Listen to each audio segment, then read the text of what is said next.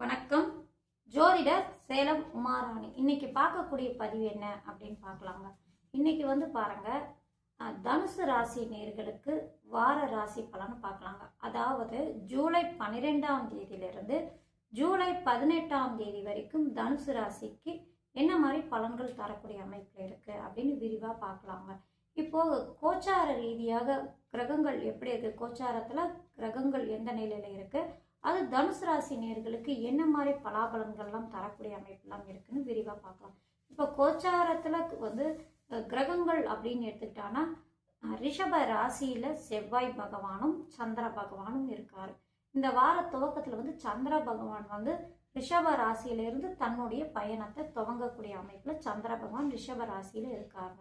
மிதுன ராசியில் புதன் சூரியன், கடக ராசியில் குரு பகவான், சிம்ம ராசியில சுக்கிரன் கேது, கும்ப ராசியில ராகு, மீன ராசியில சனி பகவான் இருக்கக்கூடிய அமைப்புல இந்த வாரம் கிரக பயிற்சி அப்படின்னு எடுத்துட்டா, மாத கிரகங்கள் பயிற்சி அப்படின்னு எடுத்துட்டா, சூரிய பகவான் மிதுன ராசியில இருந்து கடக ராசிக்கு பயிற்சி ஆகக்கூடிய அமைப்புல இருக்கார். அது எப்போ அப்படின்னா ஜூலை 16ஆம் தேதி இரவு மிதுன ராசியிலிருந்து கடக ராசிக்கு பயிற்சி அடைகிறாரு.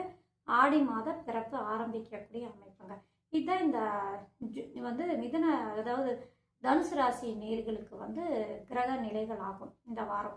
சரி, இந்த கிரக நிலைகள் என்ன மாதிரி பலன்கள் கொடுக்கும்?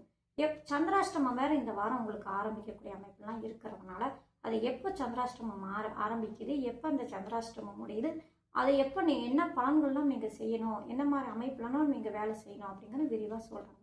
இப்போ சந்திராஷ்டமம் எப்போ ஆரம்பிக்குது அப்படின்னு எடுத்துட்டா, தனுசு ராசி நேர்களுக்கு பாருங்க, சந்திர பகவான் ஜூலை 14ஆம் தேதி வரைக்கும் மிதுன ராசியில இருந்து கடக ராசிக்கு வராரு. சரிங்களா? ஜூலை 16ஆம் தேதி இரவு 6:49 கடக ராசிக்கு சந்திர பகவான் பயிற்சியாகி முன்ன நோக்கி வராரு. தன்னுடைய ஆட்சி வீட்டுக்கு சந்திர பகவான் வரக்கூடிய அமைப்பு. உங்களுடைய ராசிக்கு 8ஆம் இடத்தில் சந்திர பகவான் வரக்கூடிய அமைப்பு அப்படிங்கறதுனால ஜூலை 14ஆம் தேதி இரவு 6:49 இருந்து ஜூலை 16ஆம் தேதி இரவு 7:52 வரைக்கும் உங்களுக்கு சந்திராஷ்டமம் இருக்கக்கூடிய அமைப்புங்க. இந்த காலகட்டங்களில் இந்த சந்திராஷ்டமம் 2.25 நாள் நீங்க நிதானமா செயல்படக்கூடிய அமைப்பிலே தனுசு ராசி நேர்களுக்கு இருக்கு. இந்த சந்திரன் உங்களுடைய ராசிக்கு 8ஆம் இடத்தில் போய் இருந்தாலும் அவர் ஆட்சி பெற்றுதான் இருக்காரு. உங்களுக்கு உங்கள் கோச்சார ரீதியா எடுத்துட்டா, உங்களுடைய ராசி அதிபதி குரு பகவான் ஏற்கனவே அங்க கோச்சாரத்துல 8ஆம் இடத்துல உச்சம் பெற்றுதான் இருக்காரு. இப்ப அஷ்டமத்துல குரு இருந்தாலும் உங்களுக்கு அவரு வச்சம் பெற்றிருக்கிறாரு. உங்களுடைய ராசி அதிபதி அவரோட அஷ்டமாதிபதியான சந்திர பகவானும் இணையக்கூடிய அமைப்பு இருக்கிறதுனால சந்திராஷ்டமம் பாதிப்பு அதிகமா கொடுக்குமா அப்படின்னா இங்க பாதிப்பு அதிகமா கொடுக்காதுங்க. பிரச்சனைகள் சின்ன சின்னதா போனாலும் மன சங்கடங்கள் ஏற்படுத்தும். உங்களுக்கு நீங்க எடுக்கக்கூடிய முயற்சிகள்லாம் கொஞ்சம் தடை ஏற்படுத்தக்கூடிய அமைப்பு அந்த சந்திராஷ்டம காலகட்டங்கள்ல. முக்கியமான முடிவுகளை அந்த காலகட்டங்கள்ல நீங்க எடுக்காம இருக்கிறது உங்களுக்கு நல்லது. அடுத்தது புதிய செயல்களை நீங்க செய்யாம இருக்கிறது அந்த காலகட்டங்கள்ல நல்ல பலனை தரும். ஏன்னா கொஞ்சம் திருப்பி அந்த வேலை செய்யக்கூடிய அமைப்பு அல்லது அந்த வேலை மூலியமா உங்களுக்கு மன கஷ்டங்கள் ஏற்படுத்தக்கூடிய அமைப்பெல்லாம், மன ஓட்ட சிந்தனைகள் மாறுபாடு ஏற்படக்கூடிய அமைப்பெல்லாம் இருக்கிறதுனால கொஞ்சம் அந்த விஷயத்துல நீங்க கொஞ்சம் இந்த வேலை விஷயம் அல்லது உத்தியோக விஷயம் புதிய முயற்சி எடுக்கிறது, பெரியவங்களை போய் பார்க்கறது, முக்கியமான விஷயத்துக்கு வெளியே போறது வர்றது, இந்த மாதிரி எல்லாம் அந்த சந்திராஷ்டம காலகட்டங்கள்ல நீங்க தவிர்த்து இருக்கிறது நல்லதுங்க. சரிங்களா? பெருசா பிரச்சனை கொடுக்குமா அப்படின்னா பெருசா கொடுக்கறது அமைப்பில் இல்லை. இப்ப குரு அஷ்டமத்துல இருந்தாலும் ராசி நாதன் குரு பகவான் 8ஆம் இடத்துல இருந்தாலும் அவர் உச்சம் பெற்றுதான் இருக்காரு. 8ஆம் அதிபதி போய் 8ஆம் இடத்துல இணையக்கூடிய அமைப்பு அப்படிங்கிறதுனால பெருசா பாதிப்பு இருக்காது. நல்ல பலன்கள் தரக்கூடிய அமைப்பு தான். சரிங்களா? யோகமான பலன்கள் தரக்கூடிய அமைப்பு. உங்களுடைய ராசிக்கு சுபகத்திரி யோக அமைப்பிலும் இருக்கிறதுனால நல்ல பலன்கள் நடக்கக்கூடிய அமைப்பிலே இந்த வாரம் இருக்குங்க.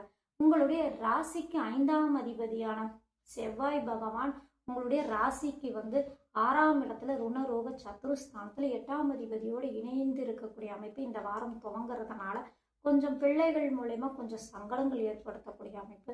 பிள்ளைகளுக்கும் உங்களுக்கும் கொஞ்சம் கருத்து வேறுபாடு அந்த சந்திராஷ்டம காலகட்டங்களில் வரக்கூடிய அமைப்பு இருக்கிறதுனால பிள்ளைகள்கிட்ட நீங்கள் அனுசரித்து போயிட்டு இருக்கக்கூடிய அமைப்பில் தாங்க. சரி, பிள்ளைகள்கிட்ட நாம் அனுசரிச்சணுமா, பிள்ளைங்க தானே நம்ம கிட்ட அனுசரிச்சணும் அப்படின்லாம் நினைக்காதுங்க. உங்கள் பிள்ளைங்க தானே, உங்கள் பிள்ளைங்கிட்ட நீங்கள் அனுசரித்து போகிறதுனால ஒன்றும் தப்பு இல்லை.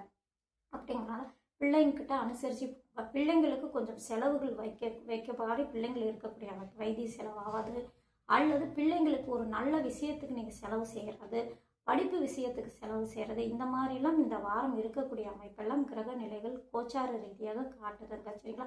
பெருசாக ஒன்றும் பிரச்சனை வராது, இருந்தாலும் கொஞ்சம் பிரச்சனை தரக்கூடிய அமைப்பும் இருக்கிறதுனால சொல்லலாம். ஏன்னா உங்களுடைய ஜனனகால ஜாதகத்தில் வந்து 5ஆம் இடம் 5ஆம் அதிபதி குரு எல்லாம் நல்லபடியாக இருந்தால் பெருசாக பாதிப்பு இருக்காது. சரிங்களா? கோச்சாரத்தில் இருக்கக்கூடிய கிரக நிலையை நான் சொன்னேன்.